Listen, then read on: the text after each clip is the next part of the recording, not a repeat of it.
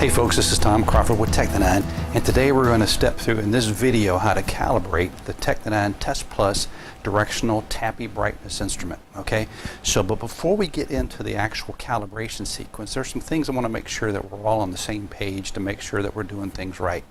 Now, in the TAPPI method for the directional instrument, for any directional instrument, you have to be mindful of the machine orientation of the fibers coming off the paper machine. Okay, and by that I mean if we're looking down on, say, the forming table of the paper machine, and this is the head box here, right? Okay, so this is the machine direction of the paper machine. When we're talking about calibrating and making measurements on a directional brightness instrument, well, we have to be mindful of that because the orientation of the fibers will affect the readings that you get. So in a directional brightness instrument like this, you've got a light source which sits right here kind of against this back wall, if you will. Okay, that light illuminates on the sample plate here. Okay, so you can see here there's a little bit of light coming out of that. Okay, so that's the light. So you have a light source and it's directionally illuminating the sample at a 45-degree angle. Okay, so with that being the case, what we want to make sure is that our machine direction or the fiber direction is in parallel with the sample. Okay, so when you load that sample, you want to make sure that the orientation, the machine direction is just like this as well. Okay, so machine direction runs front to back of the instrument. Now, when we developed the TEST Plus directional TAPPI brightness instrument, we talked to a lot of our different customers, and they said we would like to be able to configure this in different ways depending upon the application and depending upon our testers. So in our design of that, we put external to the instrument, to the display, so that your interface, if you will, can be oriented depending upon how you have this instrument set up. So a number of customers already have the TEST Plus instrument and they have it setting in this orientation. There are others, though, that prefer to set it up more like this. And the reason they choose this way is because that was consistent with how the S4M, or one of the older S4 instruments, was set up. Here now, the orientation of the instrument has stayed the same, so the lamp still sits here and it's still illuminating this sample port here. But you have to keep in mind that the orientation now is in this way, not this way, as far as the operators and testing go. So just like the previous method, I would continue to load my samples in this way because the orientation, the machine direction, is still going on this axis. Okay, so whether you have it set up this way or rotate it 90 degrees, you always have to be mindful of what is the orientation of that so I measure my sample correctly. Now we're back, and now we're ready to begin the calibration sequence on the instrument. Before we get started with that, let's just talk through the things that you will need to make sure you can get a good calibration with the instrument. One, you always need to make sure you have the 1 kilogram weight. Okay, so always when you're measuring on a directional instrument like this, the TAPPI method calls for a 1 kilogram weight to be the backing for that, so you have a consistent backing with that. You will need the opal tile that came with the instrument. So this is your working standard. You're probably using this already on a daily basis, maybe a shift-wise basis, to keep the instrument in calibration. So we'll go through that step as well.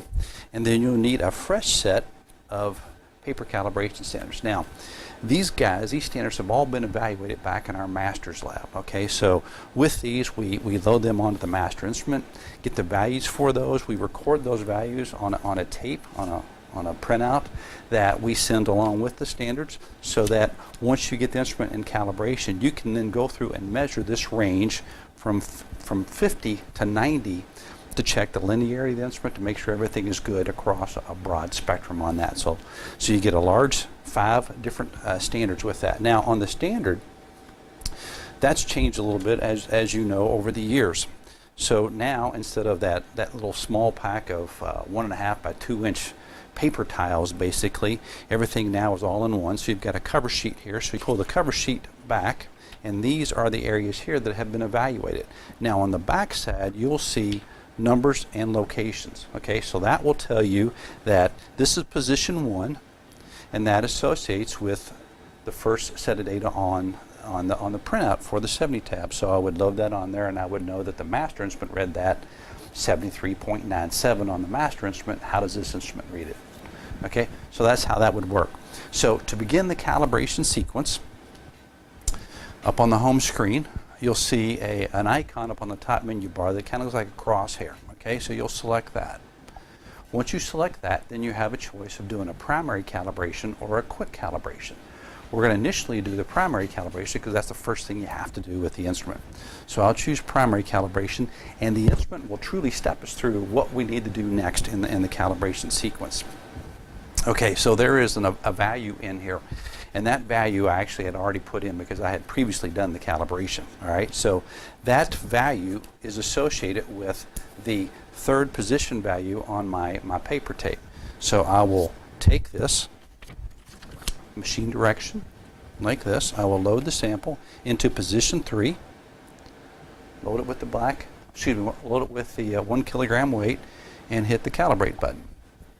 Then the instrument's going to go through the calibration sequence of all the different functions, and then it's going to tie this instrument back to the master instrument back in our master's lab. All right, so it's stepping through that sequence, and as it does that, it will complete that process. Once that's completed, it will tell me to load the Opal standard that came with the set of calibration standards. All right, so I will take that off now. I will load the Opal. The value for this is 84.4. I will put that on the instrument. And now that reads 84.5, so I'm within a tenth, and that's what it states in the instructions there. So if you're within a tenth, you're ready to move to the next step. Let me stop for a second. If for some reason that is not within a tenth, you have to make a photocell adjustment, all right? And to do that, you pop this little cap off right here, and that'll give you access to the photocell adjustment. With the instrument, you received a photocell adjustment tool. We're not going to go through that process today because that takes a little bit longer than the basic calibration of the instrument, but we'll have a supplemental video which will show you how to step through that process, or you can contact our service department or your local area representative, and they can talk you through that step. All right, so once we're good with that, we hit calibrate, and it tells us to load the working standard. So I now load the working standard and hit next, and now it's going to assess the working standard value. Okay, and so once I have that 85.8, what I would next do is write the date on the back of the tile, and I would write 85.8, and that would then be stored in the memory of the instrument so that when I want to do a quick cal, I can. Once the calibration is complete, I hit the home icon, and I'm back to the home screen, and I'm ready to do testing. All right, so that's the primary calibration. If I want to do a quick cal, I go back to the calibration page. I choose the quick calibration.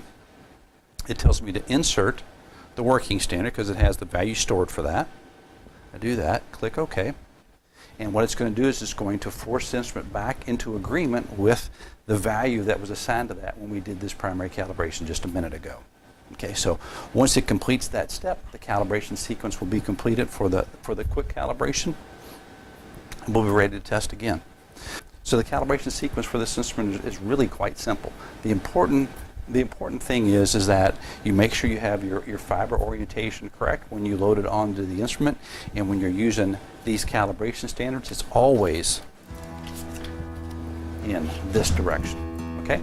All right, guys, thanks for watching. If you have any questions, please contact us. We'll be glad to do our best to answer those questions. Thanks.